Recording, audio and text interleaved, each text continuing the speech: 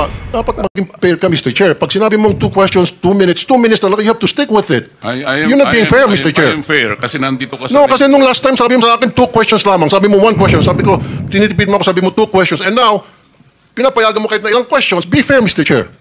Teka muna, bago tayo magkaroon ng impression na walang fair dito. Noon, sinabi ko na in the earlier statement na Como nag-uumpisa tayo noon at kinakailangan nating mabakate ang plenary at exactly 2:15, kaya tayo nagmadali. Kaya naman nasabi ko sa inyo, pasensya na muna. Ngayon, sa dami ng gustong magtanong, kaya binigyan natin ng tigpa 5 minutes ngayon. Kasi yung 5 minutes ko, maraming sumingit. Last na lang, isa lang. Hindi na makakaano itong mga kasama natin. With the permission of Senator Tulfo. Senator Tulfo, maiksi lang. Maiksi lang. Ha? Di ba, Mr. Chair? Kasi sabi ng, Mr. Chair, sabi ng kuwa. Teka muna, with the permission of Senator Tulfo. Okay lang? Clarification, Mr. Chair. Akala ko po ako yung kasunod. Kayo na po ang ni susunod. Senator Kaya lang, ang Velosa. daming ayaw pang bumitaw. Hindi ho, naghihintay naman po ako. Tinatanong ko lang po yung sequence. And Salamat, Mr. then Chair. Senator Risa. Salamat, Mr. Chair. Pagkatapos wala na Senator Amy, Senator Rapi. Yeah. Sandali na, ikaw na po. Thank you, Mr. Chair. Mr. Chair, 9 companies. Namely, St. Gerard, St. Timothy, Alpha and Omega, Elite General Contractor, Development Corporation, St. Matthew. Yes po. Sa DPWH na nagbibigay sa inyo ng informasyon na ito para sa inyo, ito para sa kanya. Sino ang kakilala mo sa DPWH? Sila ano? Taon. Ilang bidding ang sinasalihan mo? Marami po kaming sinasalihan na bidding. All flood control projects? No po. Ano pa yung mga projects? Buildings, kalsada, Nationwide or only in Metro Manila? nationwide po. Nationwide. All right. Pero yung bulk ng mga projects na awards sa DPWH, mostly sa Metro Manila. Am I correct? Hindi po, sa probinsya po. Sa iba-ibang lugar. No, the bulk of your contracts. Here in Metro Manila? No po, outside Metro Manila. Ang Where marami na. outside? Where outside of Metro Manila? We have in Romblon, Cebu, Bohol, Bacolod, Zamboanga. Hindi naman po kami namimili ng lugar. Migos project? Wala po. Sigurado ka? Opo, Kaya definitely. ka, dahil pag meron kami madiscover ng Migos project, makukulong kita rito. Minimum totoo. Wala po talaga. Meron ka mga pictures na lahat ng mga proyekto ginawa mo? Yes po, Nasaan? meron po kami. Lahat ng mga 400 projects, meron kang litrato? Yes po. O i-submit mo rito sa committee. Okay po. Okay. Sa mga bidding na sinasalihan mo ng mga kumpanya mo, itong siyam na kumpanya, ilang beses kayo nanalo? At ilang beses, kung natatalo rin kayo sa Actually, bidding, I ilang don't beses kayo have the natatalo? actual figures, pero sa panalunan, very minimal lang po talaga, mga 2%. Pero ang dami namin projects po na sinasalihan na bidding. So, sa loob ng isang taon, pag nagbibidding isang kumpanya mo, halimbawa itong ano ba yun, yung Alpha Phi Omega, ilang beses kayo nagbid sa isang taon at ilang beses kayo nanalo? Madami po kaming sinasalihan. I really don't have the figures right now, You know, but I if you can... come here, you have to come here prepared. Yes You do po. not come here unprepared. Alam mo, natatanungin ka eh. Ikaw sikat na contractor, papa-interview ka. Oh, you have to come here prepared.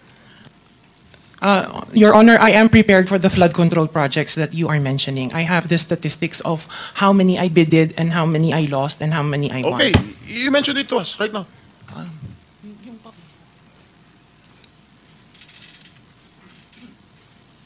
You are asking her to relate the 400. No. Parang mahirap naman yata. Hindi. 400. In 2022, I bidded for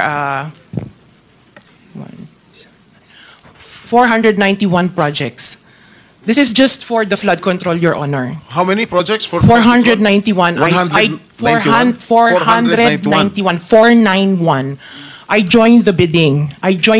Po. Oh. This is in 2022. I only got 71 projects from the 491 na sinalinan ko po. 71 only. How many companies?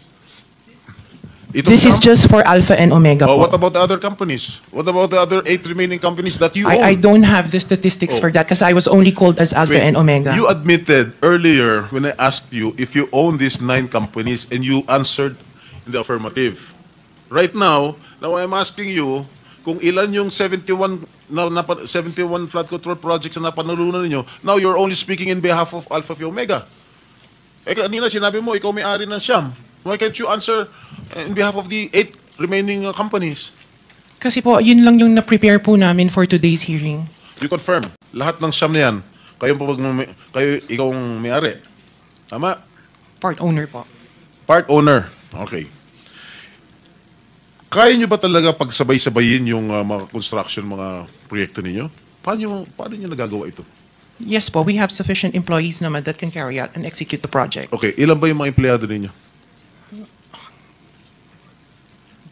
In the office po, mga 200 plus. Sabay-sabay kayong naawardan ng kontrata ng DPWH. Alam mo, nakakapagtaka dahil kayo lagi nakakuha ng DPWH contracts, ha? Sino ba talaga sa DPWH ang nagbibigay sa inyo listahan ng mga projects for bidding? Turo mo na. Wala po akong knowledge po. Talaga? Ba't Yes, nakakapagtaka dahil yung siyam na construction companies nyo, yun ang laging favored, kumbaga, sa bidding. Kasi ang balita ko, isa kayo sa mga una nakakita at nakakapili ng mga projects. Bago pa mabuo ang National Expenditure Program, yung tinatawag natin na NEP. Parang menu lang sa restaurant na nakaka-order kayo kaagad. Sino ang point person nyo sa DPWH na nagbibigay sa inyo ng informasyon na ito, para sa inyo, ito para sa kanya? Sino? Sir, wala po akong nakakausap po.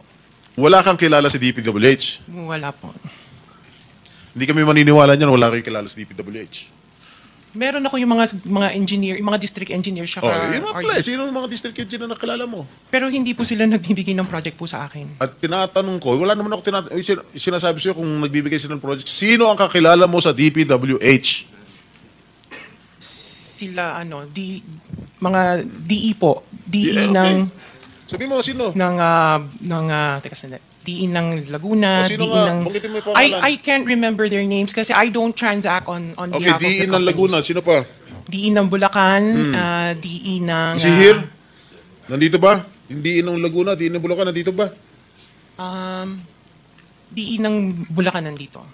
Okay, paano nyo nalalaman ang mga projects for the bidding? Sino nagbibigay ng listahan sa'yo? We don't have a list. Mga 6 minutes ka na, erap.